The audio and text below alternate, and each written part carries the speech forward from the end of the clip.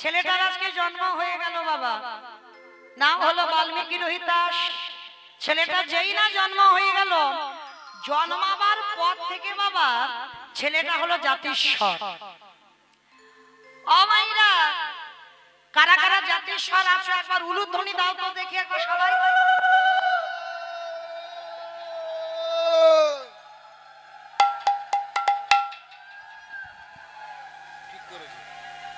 জাতিস্বর ভর্তি এখন। ওমা এখানে এত জাতিস্বর, এই জানা ছিল না বাবা। দাদা ওমা তোমরা তাহলে যারা যারা উলু দিলে সব জাতিস্বর বলে, সেইটা তো জানি না জাতিস্বর মানে কি।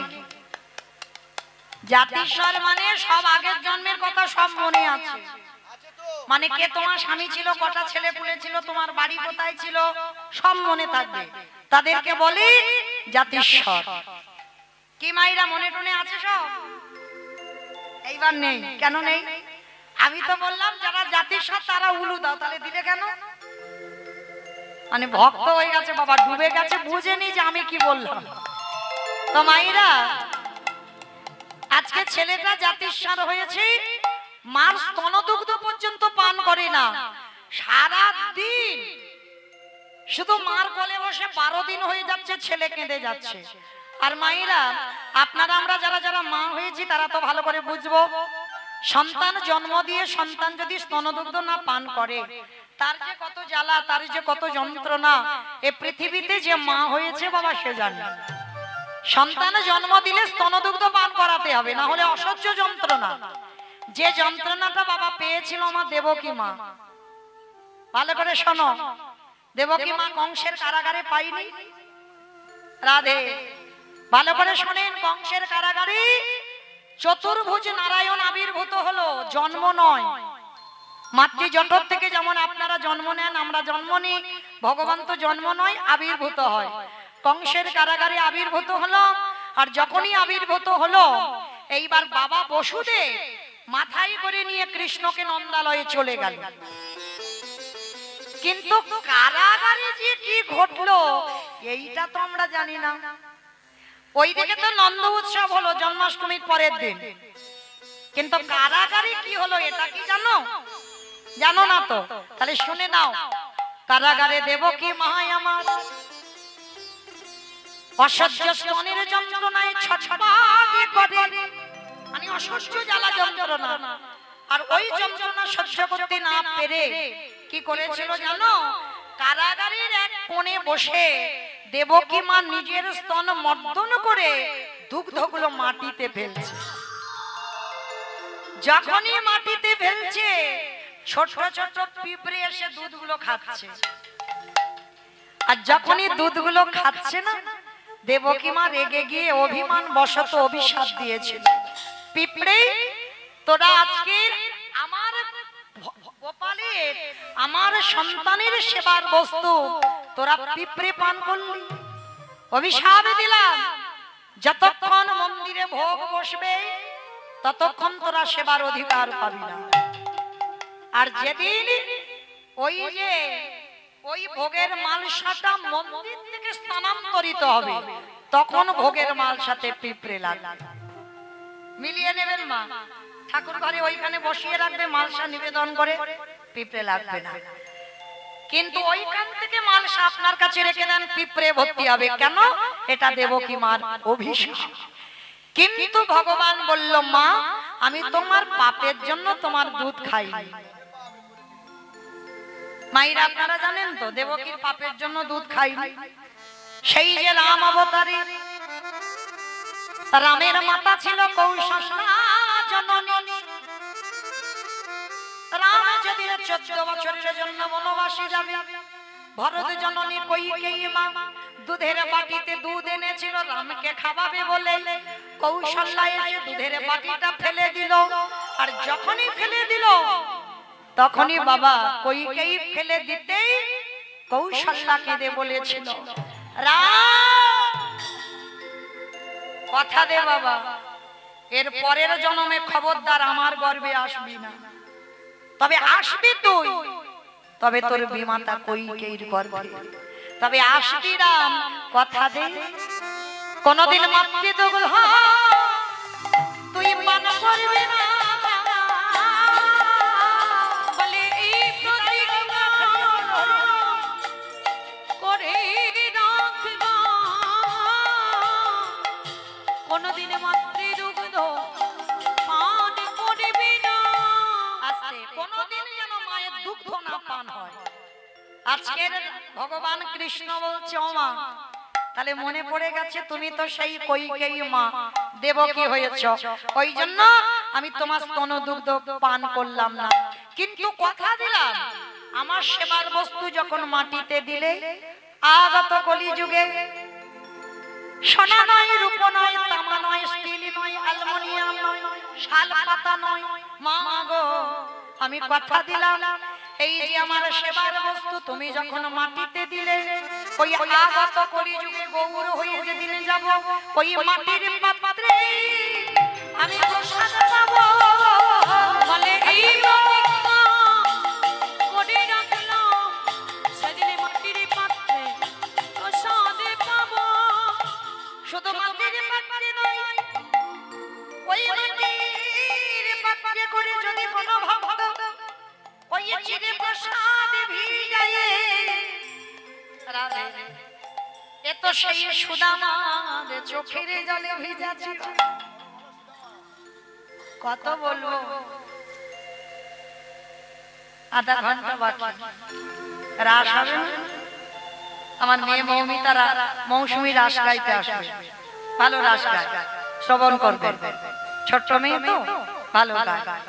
তো যাই হোক, তো আধা ঘন্টা সময় আছে, তো অধিকার অতটা যেতে পারবো না বাবা, কারণ আমার কমিটি ভাইরা বলেছিল শুধু আমার চরিত্রে একটু বর্ণনা করতে, কিন্তু বাবা বলেন সম্ভব কি? তাহলে তো এদিকে পুরাতে পারবো না, হ্যাঁ মানে আগোছালো হয়ে যাবে, এটা সমাপ্ত হবে না ওটা সমাপ্ত হবে না। তাই আবার যদি কোনোদিন সাক্ষাৎ হয় তো শুধু আমার চরিত্র আস্বাদন করা হবে।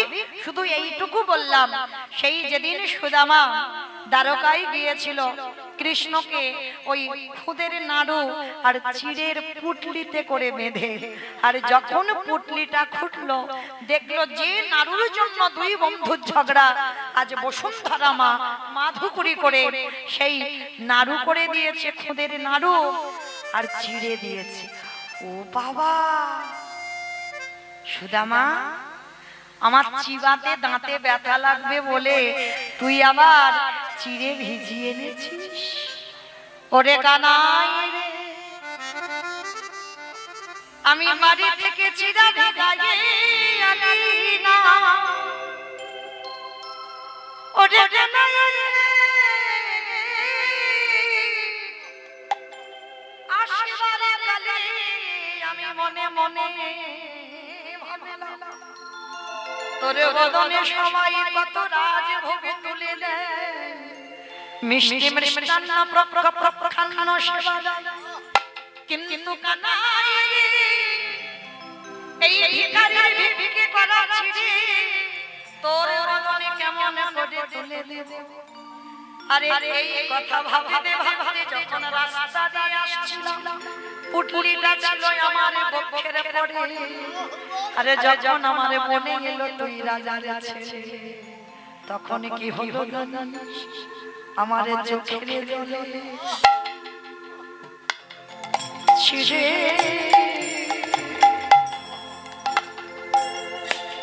চিড়ে ভেবে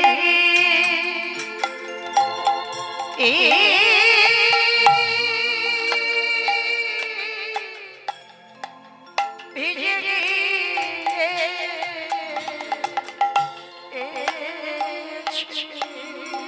ওরে তোরে কথা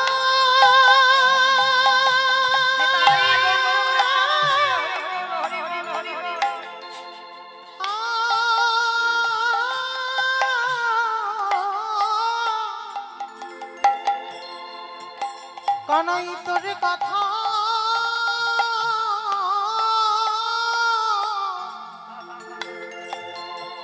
ভাবিতে ভাবিতে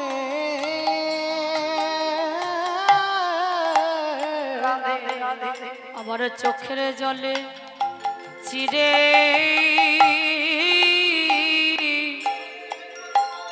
চিরে ভিজে গিয়েছে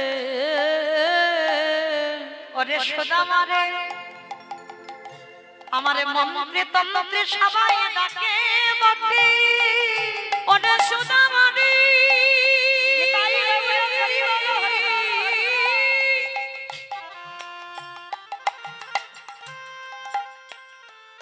এ জগতে আমায় মন্ত্রে তন্ত্রে সবাই ডাকে বটে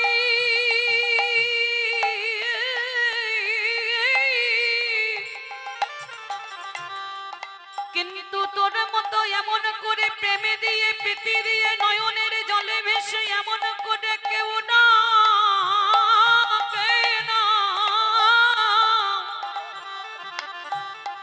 আমি যে নয়নের জলে বড় ভালো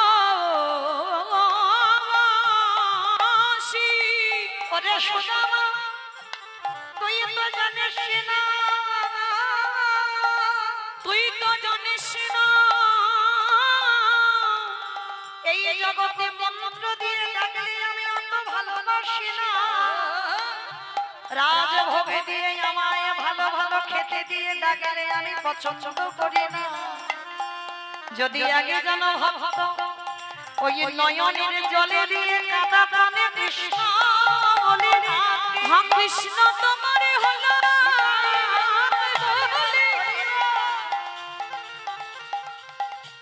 যদি কোনো ভক্ত নয়নের জলে দিয়ে একেবারে ডাকতে পারি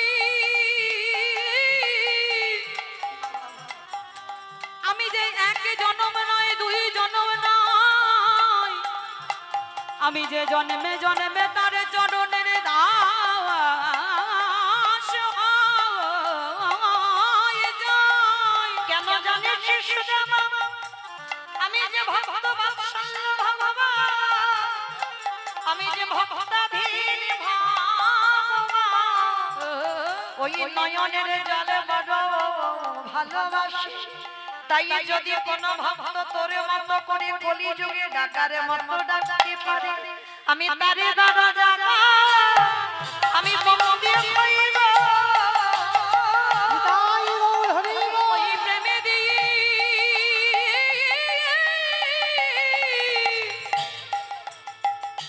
ওই প্রেমে দিয়ে ডাকলে পরে আমি তারে যাই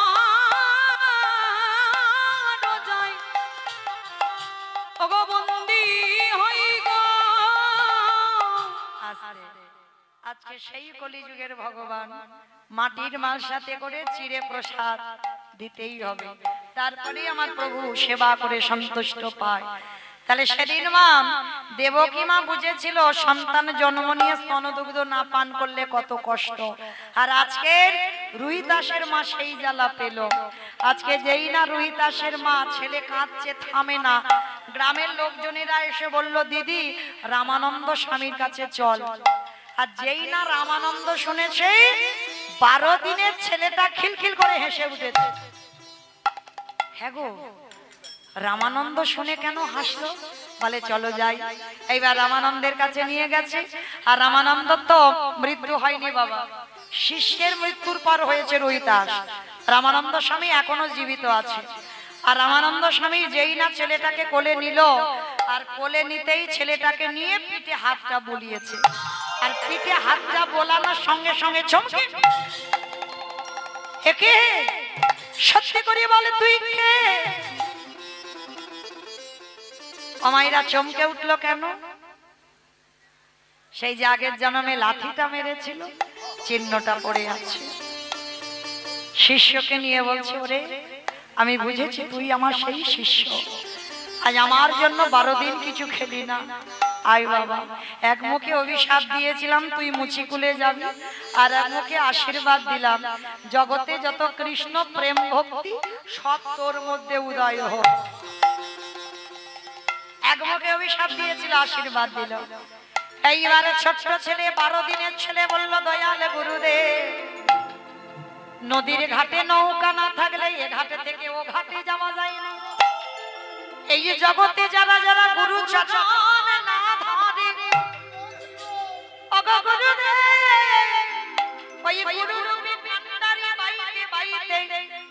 শিষ্যকে নিয়ে চলে যায় গোলক বৃন্দাবনে।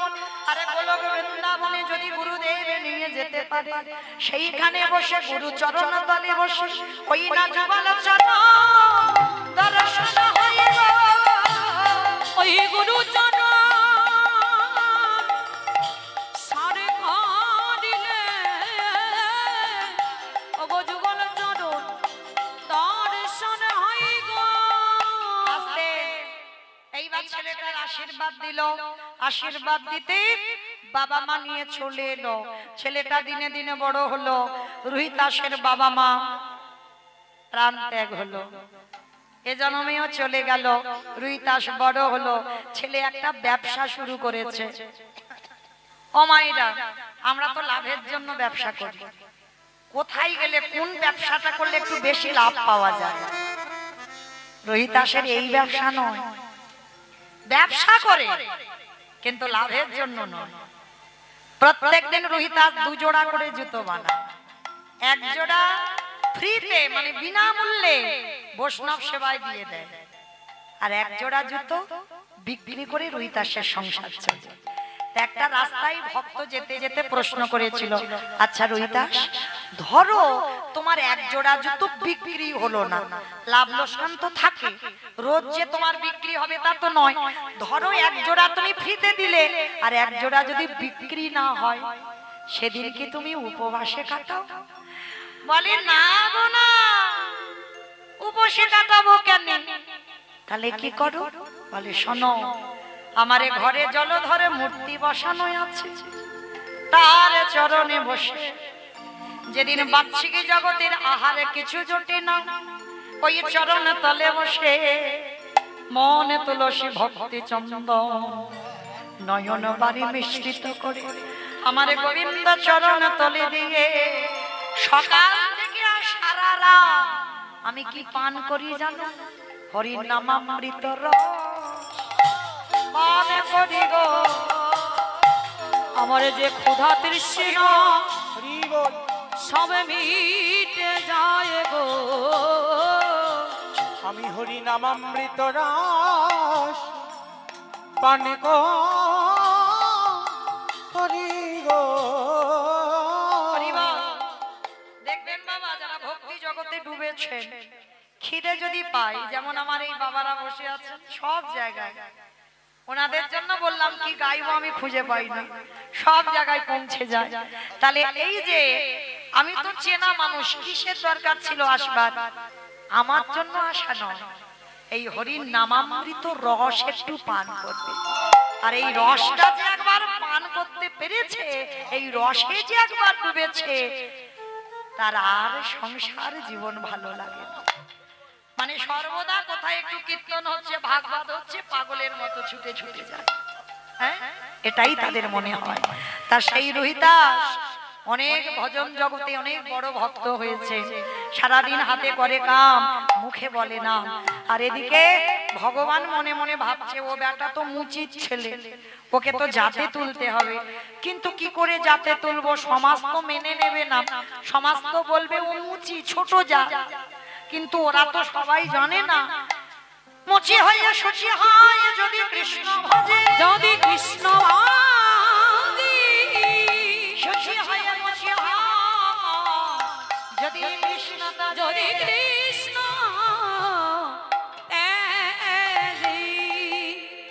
এইবার ভগবান কি করেছে বাবা? চিন্তায় বসেছে। আর ঠিক সেই সময় যুধিষ্ঠির মহারাজ এসেছে। কৃষ্ণ কৃষ্ণ, কটা কথা ছিল।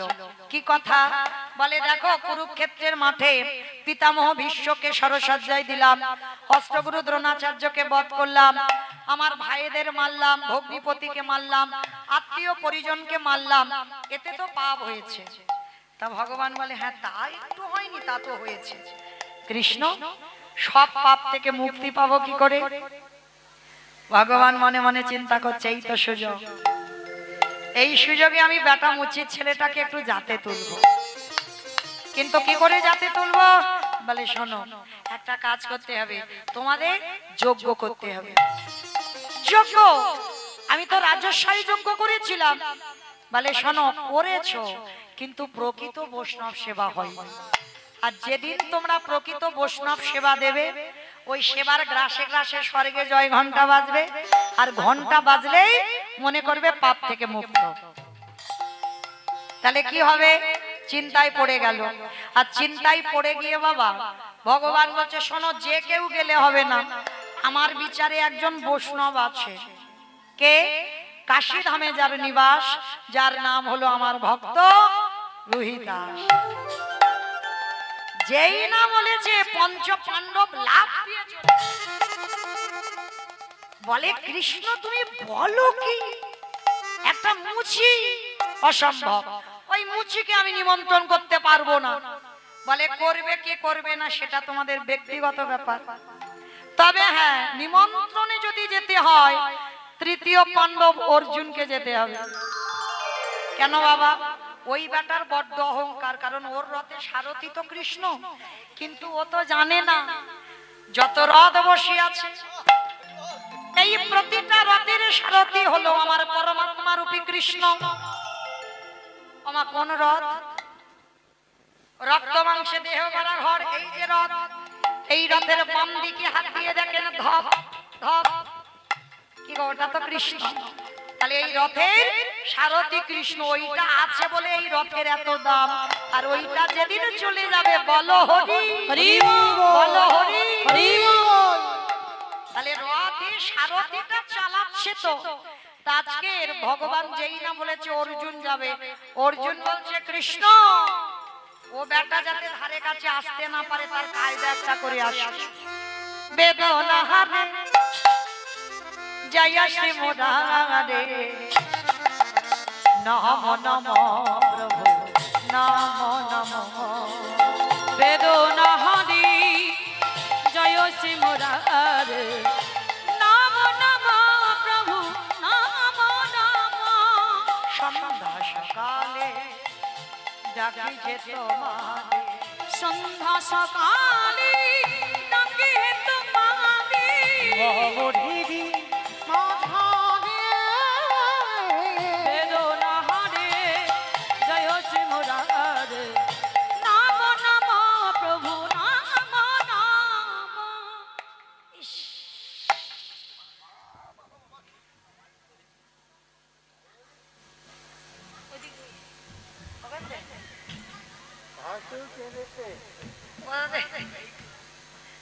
কোথাতে এলে বলো তো এত গন্ধ হঠাৎ করে?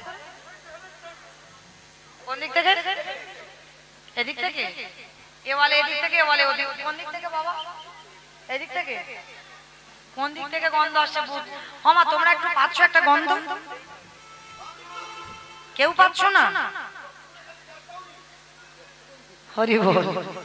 অমাইরা, এখানে কেন গন্ধ হবে? এখানে তো সুবাস। এই যে ভক্ত সেবা দিচ্ছে,